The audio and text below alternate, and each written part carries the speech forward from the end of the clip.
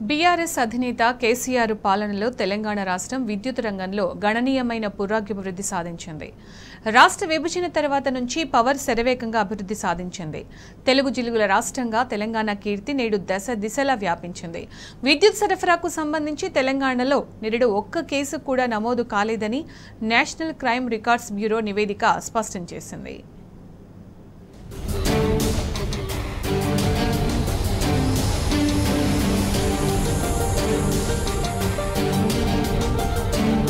విద్యుత్ సరఫరాకు సంబంధించి తెలంగాణలో నిరుడు ఒక్క కేసు కూడా నమోదు కాలేదని, గతంలో బీఆర్ఎస్ ప్రభుత్వం తీసుకొచ్చిన సంస్కరణలే ఇందుకు కారణమని నేషనల్ క్రైమ్ రికార్డ్స్ బ్యూరో నివేదిక స్పష్టం చేసింది.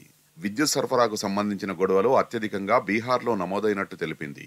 ఎలక్ట్రిసిటీ పవర్ సప్లై డిస్ప్యూట్స్ విభాగంలో నిరుడు మొత్తం 9 కేసులు నమోదయ్యాయని, వాటిలో 5 బీహార్లో, 2 మధ్యప్రదేశ్లో, 1 ఛత్తీస్గఢ్లో, 1 మహారాష్ట్రలో నమోదయ్యాయని వివరించింది.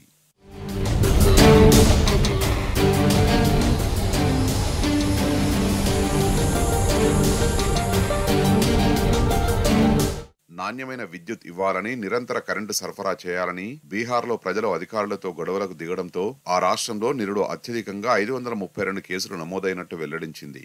ఎలక్ట్రిసిటీ యాక్ట్ 2003కు సంబంధించి 2022లో దేశవ్యాప్తంగా వివిధ విభాగాల్లో నమోదైన మొత్తం 2,82,705 కేసుల్లో ఉత్తరప్రదేశ్లో 138,853, హర్యానాలో 83,963, బీహార్లో 29,416 తొలి 3 స్థానాల్లో నిలిచినట్టు వెల్లడించింది.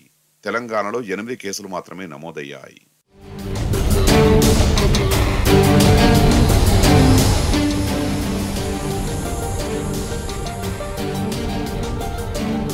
దొంగతనాల్లో మహారాష్ట్ర దేశంలోనే అగ్రస్థానంలో నిలిచిందని, ఆ రాష్ట్రంలో నిరుడు ఏకంగా 94,270 చోరీ కేసులు నమోదయ్యాయని ఎన్సీఆర్బీ వెల్లడించింది.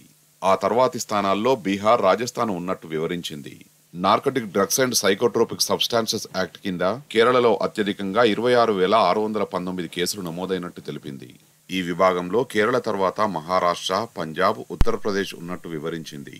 ఈ తరహా కేసులు తెలంగాణలో 1,279 మాత్రమే నమోదైనట్టు తెలిపింది.